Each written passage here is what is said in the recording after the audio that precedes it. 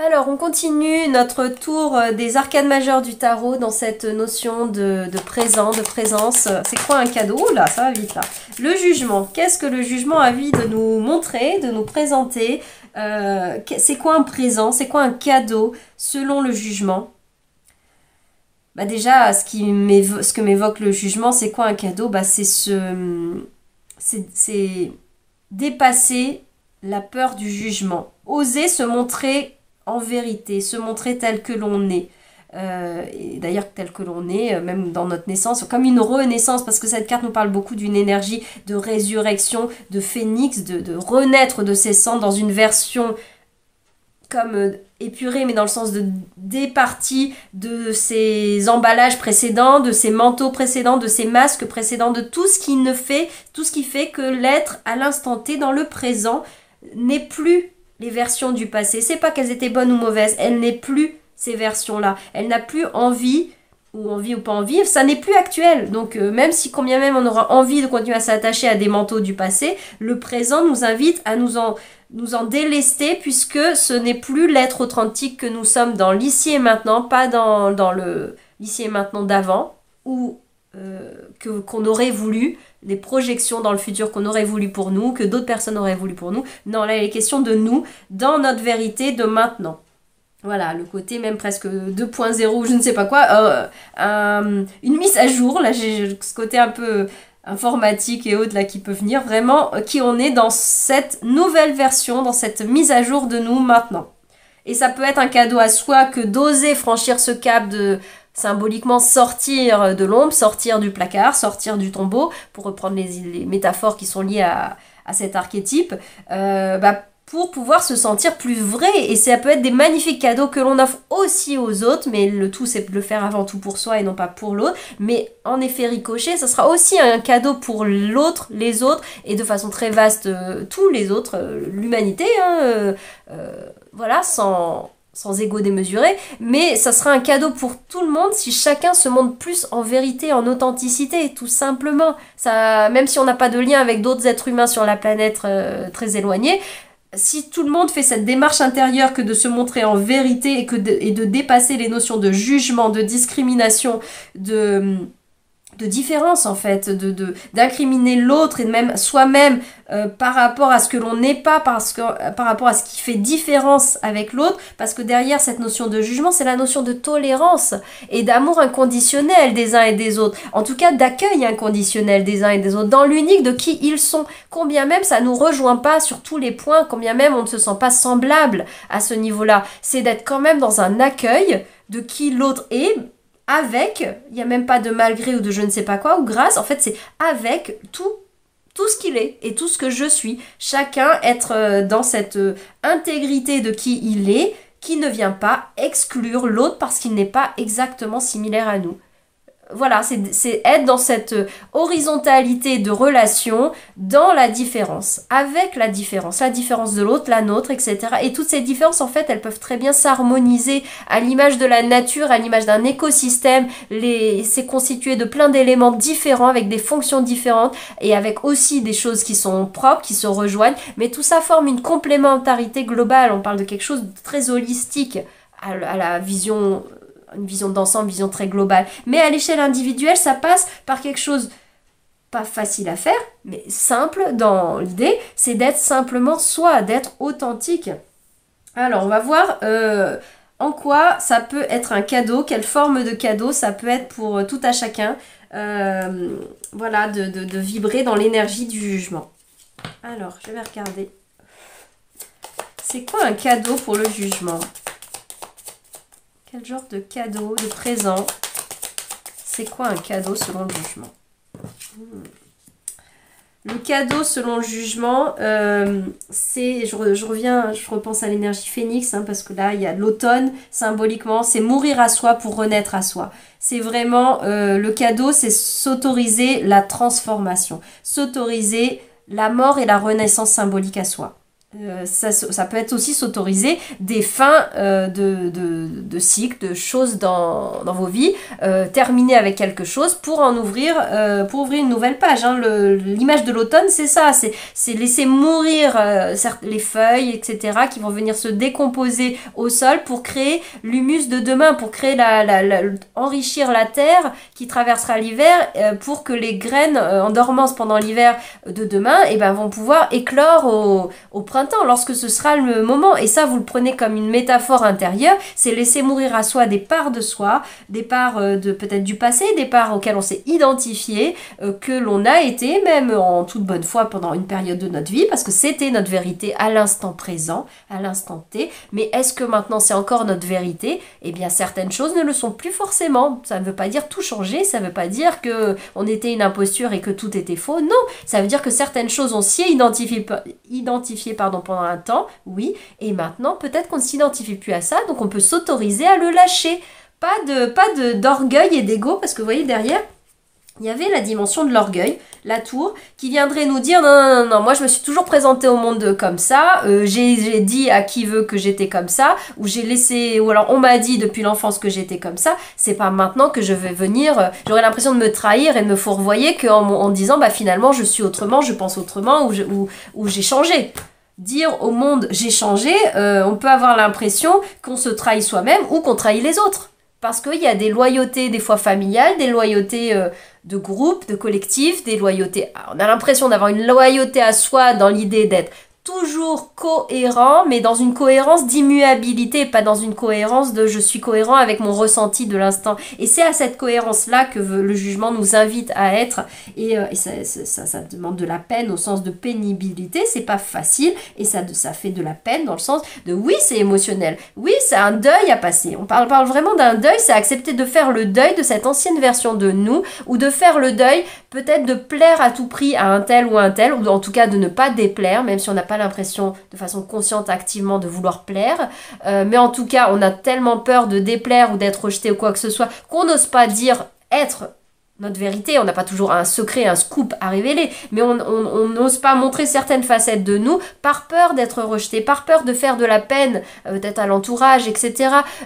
ou peur de se confronter soi-même à l'émotion de se laisser traverser, parce que c'est que faire un deuil, voilà, à un moment donné, on le sait, on le sent, on peut pas passer à la nouveauté, à autre chose, à une autre dimension, si on ne traverse pas le sas, l'espace-temps, et tout ce que ça comporte au niveau de charge émotionnelle et d'acceptation et de lâcher prise et de détachement et tout ce que vous voulez, que de faire un deuil. Même quand on n'est pas en train de faire le deuil physique de quelqu'un, ou qu'on ne tourne pas une page énorme de soi, il y a des deuils sur nos attentes, il y a des deuils sur nos projections, il y a des deuils même dans le sens de lâcher prise à faire sur le fait, par exemple, je pense à quelque chose de très familial, accepter que peut-être on va... en tout cas dans notre idée, ça n'est pas forcément, c'est une perception, c'est une interprétation de la réalité, c'est une supposition que l'on fait, qu'on va peut-être décevoir un tel important pour nous, notre père, notre mère, notre entourage, notre conjoint, peu importe, notre patron, si on ose dire ce qui est vivant pour nous, ce qui est vrai maintenant pour nous. Peut-être qu'avant, on se sentait vraiment très engagé dans un projet et c'était parlant, c'était vivant pour nous. Et peut-être que maintenant, finalement, on a changé, les choses ont changé et qu'on se sent plus complètement autant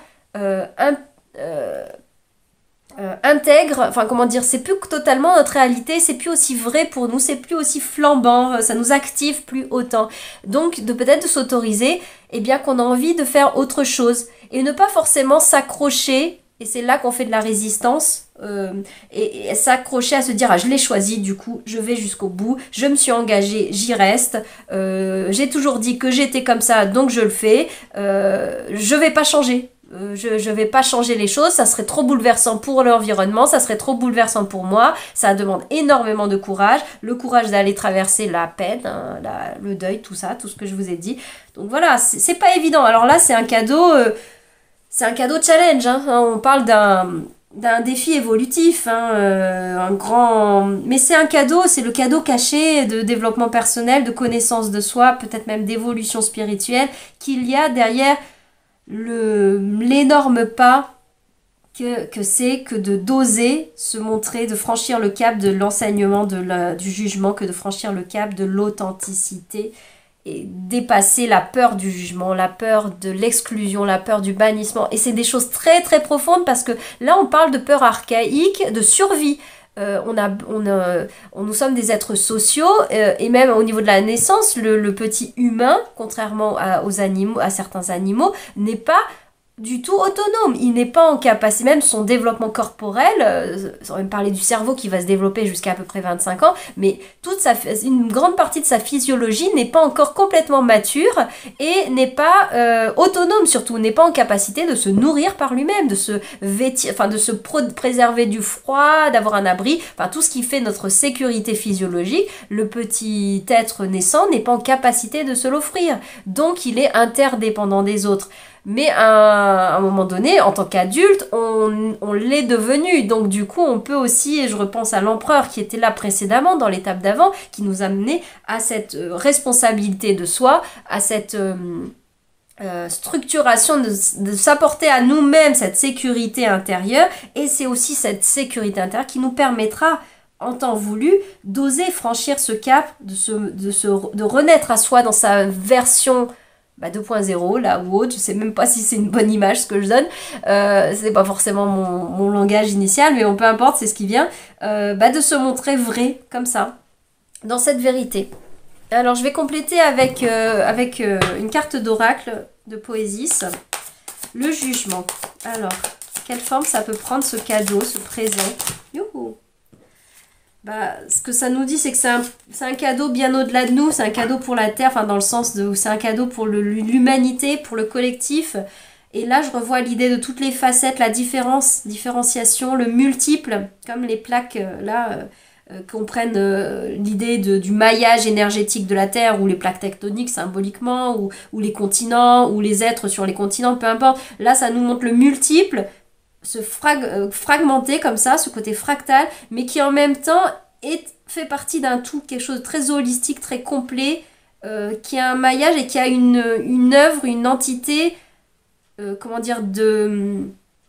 collective en fait. Il y a cette entité terre, il y a cette entité humanité, et en osant faire ça œuvre, mais pour tout à chacun en fait. Ça donne même à voir concrètement quand chacun de nous, à des plus ou moins grandes échelles, quand on ose être qui l'on est, quand on ose dire notre vérité, ne serait-ce que par exemple lorsqu'on est parent par exemple, et que l'on ose dire et montrer à nos enfants qui l'on est, même dans nos failles, dans nos vulnérabilités, dans nos doutes, dans nos remises en question, dans le fait qu'on a changé de vie, dans le fait qu'on s'est réorienté par exemple professionnellement, que on a même dépassé des croyances sur soi. On croyait fortement à ça pendant un temps, et puis après on s'est autorisé à changer entre guillemets d'avis, mais c'est pas un avis mental, hein, c'est l'élan du cœur, l'élan de l'âme qui a poussé à évoluer vers autre chose, et qu'il faut énormément de courage pour renoncer à son identité du passé, pour dire ça n'est plus moi, je quitte cela, j'arrête cela, je passe à autre chose, parce que ma vérité de maintenant, elle a changé, elle a évolué. C'est un challenge immense que de se faire ça, mais ça œuvre pour plus grand que soi, pour tout à chacun. Et là, dans l'image par exemple de la parentalité, ça donne des exemples de c'est possible, et donc indirectement, ça donne une autorisation, ça donne un oui. Ça donne un oui aux autres, et là en particulier par exemple à nos enfants, de dire que oui, c'est possible de changer. Oui, non, nous ne sommes pas des êtres immuables, nous sommes des êtres de changement, nous sommes des êtres de mouvement, et je trouve que c'est vraiment un cadeau à leur faire, mais c'est énormissime. Et je prends l'exemple des enfants, mais en fait c'est valable pour tout le monde. On donne à voir à nos entourages, peut-être même à nos parents, à nos lignées, à des gens qu'on ne connaît pas du tout, aux simples personnes avec qui on pourrait discuter, comme à des gens un peu plus proches, avec qui on partage je sais pas moi, des groupes, des espaces, on fréquente des lieux ou quoi que ce soit, et qu'on se dévoile un petit peu plus. Ça donne à voir cet élan de courage, et c'est pas la question d'être valorisé pour le courage, c'est que ça donne à voir, ah oui d'accord, et il a osé montrer cette facette-là, il a osé dire non à ça, il ou elle a osé arrêter ça, a osé sortir d'un schéma qui ne lui correspondait plus, combien même sans remettre en cause le fait que le schéma était mauvais, qu'il a été bon pour lui, pour elle un temps, mais qu'il ne l'est plus maintenant. Ah ouais, il a osé. Donc oui, c'est possible. Moi, je me disais pas forcément que je pouvais le faire, ou en tout cas, je me sentais pas l'élan. Bah, de voir que cette personne, dans son histoire à elle, qui est complètement la sienne et pas la mienne, et qu'elle ne m'a pas donné des injonctions, où elle n'est personne pour venir me dicter qui je suis, elle ne le fait même pas, mais elle me montre à voir qu'en fait, on peut franchir des petits caps. On peut sortir des choses. Et du coup, peut-être qu'on va s'autoriser davantage. Parce que l'autorisation, elle ne vient que de l'intérieur. L'extérieur peut donner à voir c'est possible en fait. Et ça, c'est très nourricier. C'est vraiment, je pense vraiment que l'idée n'est pas de le faire volontairement pour changer les autres, changer qui que ce soit, ni même à ses enfants. On ne le fait pas pour ses enfants. Mais en fait, le fait de vivre pleinement qui l'on est, de le montrer, de le donner à voir, on donne un tas d'autorisations et de modèles à suivre, à suivre ou pas à suivre, mais on présente des possibilités et tout à chacun, notamment nos enfants, peuvent s'emparer de cela parce qu'on leur a dit qu'il y avait un oui, c'est possible, c'est faisable, et même dans la dimension parentale, il y a même une validation à éventuellement le faire si c'est juste et bon pour la personne en temps voulu, et ça se passe de façon très inconsciente dans l'enfant, mais plus tard, mine de rien, ça aura donné un terreau fertile pour éventuellement que la personne, l'enfant notamment, puisse s'autoriser à dire, ah bah tiens, j'avais choisi cette voie au niveau des études, ça me plaisait, etc. Mais finalement, je me rends compte que, bah non, en fait, y a autre chose qui m'appelle totalement, j'ai envie de changer, je ne suis même pas sûre que ce soit complètement ma voie, mais j'ai envie, et bah, peut-être qu'en ayant eu ces modèles-là, à voir, à entendre, à dire que oui, c'est pas forcément facile, mais c'est possible, et bien la personne s'autorisera davantage. Et moi, je trouve ça énorme, parce qu'on peut tellement s'encombrer la vie, se pourrir la vie par les interdits, les injonctions qu'on a intégrées, qui deviennent nos injonctions intérieures, mais qui, oui, ont été aussi des injonctions extérieures. On a absorbé il faut faire comme ça dans la société, on fait ça, on fait pas ça, on a le droit d'être comme ceci, il faut être comme ceci quand on est un homme, une femme, il faut être comme ceci quand on est... tel rôle. Mais je crois que je vous l'ai déjà dit sur le début, je suis même plus sûre de ce qui a été partagé, comme en plus j'enchaîne là les différents arcanes, si ça a été partagé là, mais il me semble que oui, donc je vais pas me répéter, mais voilà, c'est un cadeau en soi, ce sont des cadeaux assez énormes hein, à se faire.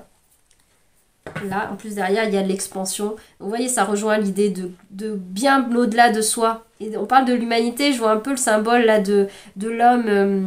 je ne sais plus comment ça s'appelle exactement, mais l'homme de Léonard de Vinci, là, ce principe, entre guillemets, d'un homme parfait, mais dans des dimensions, dans des proportions qui se voudraient parfaites ou parfaites, et qui renvoie, hein, il me semble, hein, je suis pas sûre, mais à une forme d'étoile, hein, au pentacle, hein, et donc du coup, à l'idée d'une forme multiple, hein, multidirectionnelle. Voilà, on n'est pas des êtres... on n'est pas linéaire. On n'est pas des êtres linéaires dans le temps, dans la chronologie, dans qui l'on est. On n'est pas une monofacette, on est multifacette, déjà, à l'intérieur de nous. Voilà pour le jugement. Allez, une dernière petite carte, mon histoire. Bah oui, mais c'est vraiment, c'est très lié à du transgénérationnel, c'est très lié à du familial, c'est très lié à la société, qui je suis, parce que par mon histoire, vous savez, c'est la légende personnelle dont parle Paulo Coelho dans l'Alchimiste. C'est toute l'identité que l'on se fait au travers des expériences que l'on a vécues. Tout ça passé par le prisme, évidemment, de notre subjectivité qui fait qu'on en interprète quelque chose. Il n'y a aucune vérité. Il n'y a aucune vérité absolue. Il n'y a que des réalités subjectives de chacun. Un tel l'a vécu comme ça, un tel l'a vécu comme ça, un tel l'a vécu comme ça. Dans une même famille, dans une même fratrie, dans une même histoire, dans un même couple, dans une même entreprise, dans une même société, nous ne sommes que des intersubjectivités, en fait, dans le fond. Donc,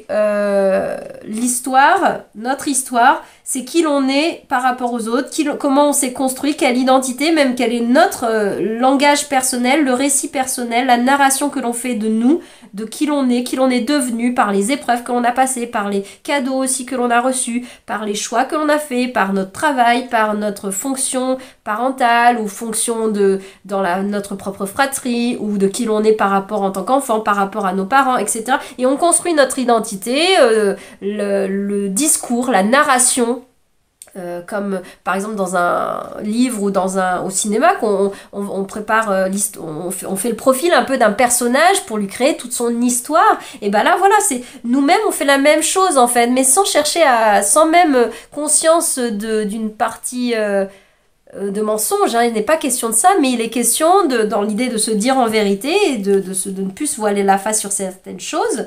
On y croit vraiment à notre histoire, on croit vraiment à ce qu'on se raconte la plupart du temps.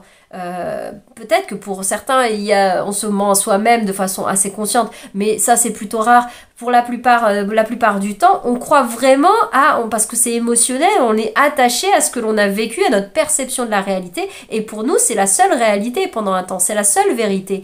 Mais voilà, il faut ce cheminement personnel, c'est la 20e arcane majeure du tarot, sur 21 numérotés, 22 en tout.